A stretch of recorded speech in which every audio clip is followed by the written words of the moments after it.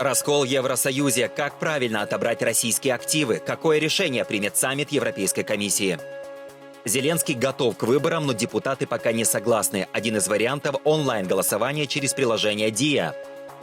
Трамп обратился к американцам перед рождественскими праздниками. Опять ругал Байдена, хвалил тарифы и ни слова не сказал об Украине и Венесуэле.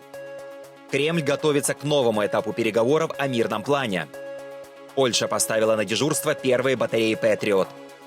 А в Лондоне представили первые очки для глухих. Они будут видеть мир с субтитрами и в синхронном переводе.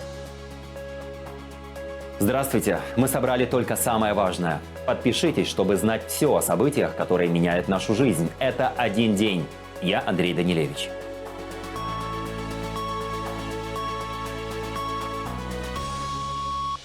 В Брюсселе прошли массовые протесты фермеров против торгового соглашения между Европейским Союзом и южноамериканским блоком Меркосур. Демонстранты забрасывали дороги предметами, поджигали костры и блокировали движение тракторами.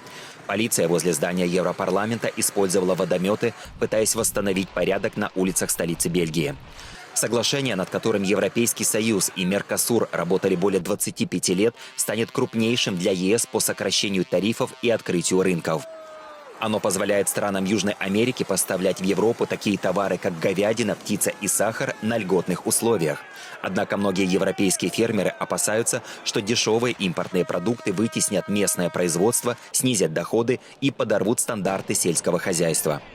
Председатель Европейской комиссии Урсула фон дер Ляйен готовится поехать в Бразилию для подписания соглашения с Меркосур. Однако для этого необходимо согласие стран ЕС. Неясно, удастся ли собрать большинство в 15 государств, представляющих 65% населения, необходимое для одобрения сделки. На фоне протестов давление на лидеров ЕС растет, и решение о подписании соглашения пока откладывается. В Брюсселе проходит саммит Европейского совета. Один из ключевых вопросов – судьба замороженных российских активов на сумму около 210 миллиардов евро, замороженных в странах ЕС. Именно эти средства рассматриваются как основа репарационного кредита для Украины. Президент Украины Владимир Зеленский уже прибыл в Брюссель для участия в переговорах с лидерами Евросоюза. Идея репарационного кредита предусматривает два направления помощи – производство и закупку вооружений в Украине и странах ЕС, а также бюджетную поддержку. Объем бюджетной поддержки должен составить 90 миллиардов евро и предоставляться в 2026-2027 годах. Наибольшее сопротивление инициативе оказывает Бельгия, страна, где сосредоточена значительная часть замороженных российских активов. Брюссель опасается, что возможные изменения санкционного режима или судебные иски со стороны России в будущем могут привести к финансовым рискам для государства. В обмен на поддержку кредита Бельгия требует независимых и автономных гарантий от стран ЕС. При этом лидеры Евросоюза предварительно уже согласовали параметры репарационного кредита. Соответствующий проект решения включен в выводы саммита Европейского совета, которые могут быть приняты по итогам встречи. Я полностью поддерживаю Бельгию в том, что она настаивает на учете своих опасений и тревог. Мы работаем с Бельгией день и ночь. И я хочу поблагодарить премьер-министра за его личную вовлеченность. Это абсолютно понятно. И я это поддерживаю. Если мы берем репарационный кредит, риск должен быть разделен между всеми нами. Это вопрос солидарности, основополагающего принципа Европейского Союза. Мы должны найти решение сегодня. Председатель Совета сказал, и я его поддерживаю, что мы не покинем Европейский Совет без решения по финансированию Украины на ближайшие 2 года. Есть 2 варианта, и один из них должен быть согласован на Европейском Совете. Либо деньги сегодня, либо кровь завтра. И я говорю не только об Украине, я говорю о Европе. Это наше решение. И только наше. Я считаю, что все европейские лидеры наконец должны осознать момент и взять на себя ответственность. Это все, что я могу сказать сегодня. Потому что я не хотел бы видеть Европейский Союз вовлеченным. Давать деньги значит вести войну. Гарантии для чего? Вся эта идея глупая. Отобрать деньги у кого-то. Есть 2 страны, которые находятся в состоянии войны, да, но это не Европейский Союз. Это Россия и Украина. А Европейский Союз хотел бы забрать деньги у одной из сторон и передать их другой. Это прямой марш в войну. Так что премьер-министр Бельгии прав. Мы не должны этого делать. Предложения, над которыми мы работали, также учитывают опасения Бельгии. Я считаю, что переход к законодательному предложению означает, что мы все берем на себя риск, потому что это европейское предложение. Следовательно, риск и бремя распределяются поровну. Думаю, вопросы, которые поднимала Бельгия, мы тоже учли. Надеюсь, нам удастся довести это до финиша. Мы найдем позицию, которая позволит принять решение. И именно в этом я вижу цель данного совета. Мы должны дать Украине ясность, позволить ей продолжать сопротивление, а сами обязаны быть рядом, поддерживать и строить справедливый и устойчивый мир. Как европейцы, мы уже обеспечили и мобилизацию этих замороженных активов. Это очень хорошо, это сделано. Теперь нам нужно обеспечить финансирование в форме займа. Мы найдем техническое решение. Поэтому нельзя раскалываться из-за технических деталей. Нужно, чтобы каждого уважали и слышали. Мы проведем обсуждение с нашим бельгийским коллегой, со всеми нашими коллегами. Я хочу, чтобы эта работа была коллективной, спокойной. И я уверен, что мы найдем решение, потому что европейцы едины в стремлении двигаться дальше. Вы знаете мою позицию. Я хотел бы, чтобы мы использовали замороженные российские активы для этой цели. Я не вижу лучшего варианта. По моему ощущению, мы можем прийти к решению. Я понимаю опасения некоторых государств-членов, прежде всего правительства Бельгии, но надеюсь, что мы сможем решить эти вопросы совместно и встать на общий путь, чтобы показать России силу и решимость Европейского Союза. Реакции российского президента за последние часы как раз и демонстрируют, насколько это необходимо. Мы на правильной стороне. Мы готовы идти на жертвы, но бесплатных денег не существует. Деньги Путина – это не бесплатные деньги. Финансовый резерв тоже не бесплатный. Эти деньги не растут на деревьях. Это средства, которые теперь уже нельзя потратить ни на что другое. Мы готовы пойти на такую жертву. Я надеюсь, что в какой-то момент мы сможем объявить о достижении политического соглашения, что мы нашли такую политическую формулировку, которая позволит нам оказать финансовую поддержку стране, которая каждый день или каждую неделю теряет тысячи людей в страшной войне за свободу и демократию, которые мы так ценим. Российские спецслужбы, по данным британской газеты The Guardian, пытаются сорвать использование замороженных российских активов для финансовой поддержки Украины. Бельгийские политики и высокопоставленные руководители финансовых структур, как утверждается, подвергались давлению и запугиванию со стороны представителей российской разведки. Источники издания сообщают, что угрозы получал и премьер-министр Бельгии Барт де Вевер. Цель этих действий – убедить официальный Брюссель заблокировать использование около 185 миллиардов евро российских средств для обеспечения кредита Украине. Речь идет об активах, замороженных в Бельгии, где базируется Евроклир – ключевой международный депозитарий, через который проходит большая часть российских государственных резервов. Именно эти средства рассматриваются Европейским Союзом как основа для репарационного кредита Украине. Президент Украины Владимир Зеленский заявил о готовности провести выборы главы государства в ответ на запрос со стороны США. Об этом он сообщил во время общения с журналистами в онлайн-формате по пути в Брюссель. При этом Зеленский подчеркнул, что вопрос проведения выборов в Верховную Раду и органы местного самоуправления на данный момент не обсуждается. Господин президент, есть ли уже наработки депутатов по закону о выборах? Насколько мне известно, пока нет, но все сигналы я им передал. Рассматриваются только президентские выборы или также выборы в Раду и местные. Соединенные Штаты Америки делали запрос именно по президентским выборам, и я им сказал, что буду готов к таким выборам. Выборы в Раду и местные выборы мы не рассматривали. Как вы относитесь к возможности голосования через ДИЮ или другими электронными способами для украинцев за границей? Я всегда поддерживал и поднимал этот вопрос еще с начала ковида о законодательных изменениях, чтобы люди могли голосовать онлайн, пока консенсуса с парламентариями мы не нашли. Видели ли партнеры ваши обращения из Купенска? Поняли ли, что Путин лжет о текущей ситуации? И повлияло ли это как-то на переговоры? Очень повлияло. И на американцев, и на европейцев. Все это высоко оценили. И наших воинов, которые удерживают Купянск. То, что я был там лично, поставило точку в вопросе о том, что Путин снова лжет о якобы оккупированных новых территориях. Это повлияло на мои разговоры с американцами. И очень сильно. На разговоры с европейцами. Мне кажется, также очень важно, что в такой день я хочу лично наградить наших воинов. Вечером 17 декабря президент США Дональд Трамп обратился к нации с рождественским посланием, подводя итоги работы своей администрации и критикуя Джо Байдена за рост цен.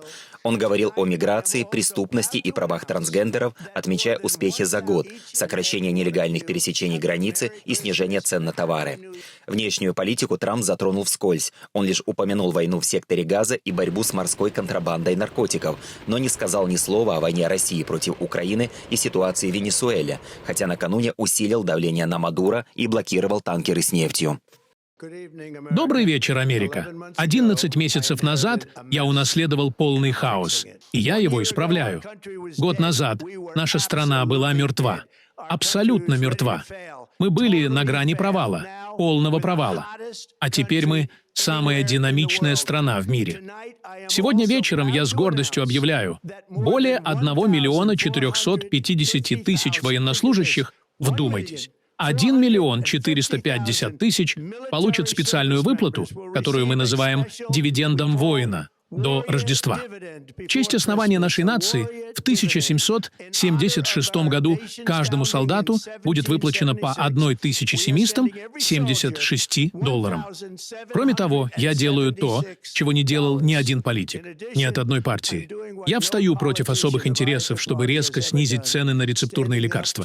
Я напрямую вел переговоры с фармацевтическими компаниями и иностранными государствами, которые десятилетиями наживались на нашей стране, и добился снижения цен на лекарства и препараты на 400, 500 и даже 600%. Иными словами, стоимость лекарств для вас будет стремительно падать. Эти деньги должны идти людям, вам, чтобы вы могли сами покупать медицинскую страховку, которая будет давать гораздо лучшие условия при значительно меньших затратах. Это будет намного лучшая медицинская страховка. Цена на бензин сейчас ниже $2.50 за галлон. А во многих регионах, в ряде штатов, она уже достигла $1.99 за галлон. И в течение ближайших 12 месяцев мы введем в эксплуатацию 1600 новых электростанций. Это рекорд. Рекорд, который, я бы сказал, практически никто не сможет превзойти. В ближайшее время я объявлю имя нового председателя Федеральной резервной системы. Человека, который верит в значительное снижение процентных ставок. И ипотечные платежи начнут снижаться еще сильнее уже в начале Нового года. Вы это увидите. Я объявлю одни из самых агрессивных реформ в сфере жилья за всю историю США. Сегодня вечером, спустя 11 месяцев, наша граница защищена, инфляция остановлена, зарплаты растут, цены снижаются. Наша нация сильна, Америку уважают. И наша страна вернулась сильнее, чем когда-либо. Москва и Вашингтон готовятся обсудить итоги переговоров США с Европой и Украиной, сообщил пресс-секретарь Путина Дмитрий Песков. Издание «Политика» выяснило, что встреча представителей России и США пройдет 20-21 декабря в Майами, где российская сторона получит результаты берлинского этапа переговоров с Киевом по мирному урегулированию. Напомним, ранее президент Украины Владимир Зеленский отметил, что согласия по всем спорным пунктам достигнуть не удалось. Мы действительно занимаемся подготовкой определенных контактов с нашими американскими визави с тем, чтобы получить информацию об итогах работы, которая была проделана американцами с европейцами и с украинцами. Один день – это не просто новости, это жизнь вокруг нас. Поддержите подпиской и спонсорством тех, кто говорит о главном. 2 первые батареи системы Patriot поставлены на боевое дежурство в Польше. Управляет ими военнослужащие 37-го дивизиона зенитно-ракетной обороны, входящего в состав 3-й Варшавской бригады ПВО, базирующейся в Мазовецком воеводстве. Это исторический этап реализации программы «Висла», направленной на создание многоуровневой интегрированной системы противовоздушной обороны Польши, включающей противоракетную, противовоздушную и противодроновую защиту. Это самая дорогая составляющая национальной системы обороны Польши.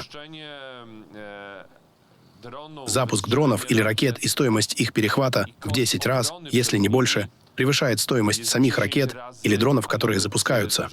Это показывает, насколько серьезные инвестиции делаются, и за это я искренне благодарю всех поляков, всех налогоплательщиков, которые вносят свой вклад в эту систему. Программа «Висла» предусматривает поставку 8 батарей Patriot с 8 пусковыми установками, радарами, командными пунктами и транспортно-сервисной техникой. Полная комплектация системы запланирована на 2027-2029 годы с интеграцией современных радаров LTMDS, системы управления IBCS и самолетов F-35.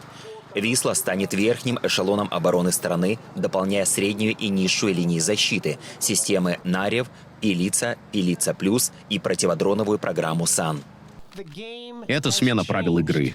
Сегодня Польша выходит в лидеры. У Польши, даже у Америки, нет такой системы ИБЦС. Так что враги Польши видят это. Польша видит это. Американский народ видит это. Президент Трамп ценит это. Ценит вас, потому что наш альянс ИДПЯК — это истинное партнерство равных. Трое российских пограничников проникли на территорию Эстонии через реку Нарва и около 20 минут находились на эстонской стороне, что было зафиксировано на видео. Во время этого времени они что-то изучали, подробности пока неизвестны. В ответ эстонские службы усилили патрулирование границы и внимательно следят за ситуацией.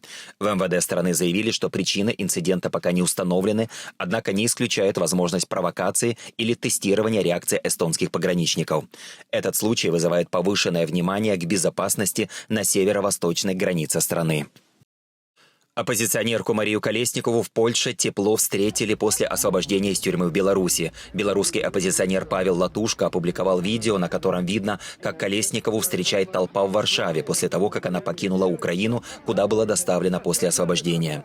Колесникова была одной из лидеров массовых протестов 2020 года, обвинявших президента Александра Лукашенко в фальсификации выборов на 6-й срок. Тогда протесты жестко подавляли силовыми структурами. После задержания она пыталась предотвратить депортацию, порвав паспорт, и была приговорена к 11 годам заключения по обвинениям, включая заговор с целью захвата власти. Всего из тюрем были освобождены 123 человека, 114 отправлены в Украину и 9 в Литву. Колесникова и другие освобожденные выступили перед журналистами на неопределенном месте в Украине на следующий день после освобождения. В Лондоне прошла презентация умных очков, способных в реальном времени отображать субтитры для людей с нарушениями слуха. По словам телеведущей Ивон Коп, технология заставляет чувствовать себя в безопасности. Разработчики говорят, что очки позволяют буквально увидеть слова, произносимые окружающими, прямо в поле зрения пользователя. Создатель новинки Дэн Скарф вдохновился опытом своего деда, который, несмотря на лучшие слуховые аппараты, испытывал трудности с участием в разговорах. Именно это побудило Скарфа создать очки, которые ставят субтитры на весь мир. Последняя версия X-Ray Air 2, которая стоит $935, использует искусственный интеллект и дополнительную реальность, распознает язык автоматически, переводит в реальном времени на 300 языков и может транслировать разговор на несколько устройств. Мы продолжаем следить за главными событиями. Поддержите подпиской «Один день», и мы расскажем о следующем.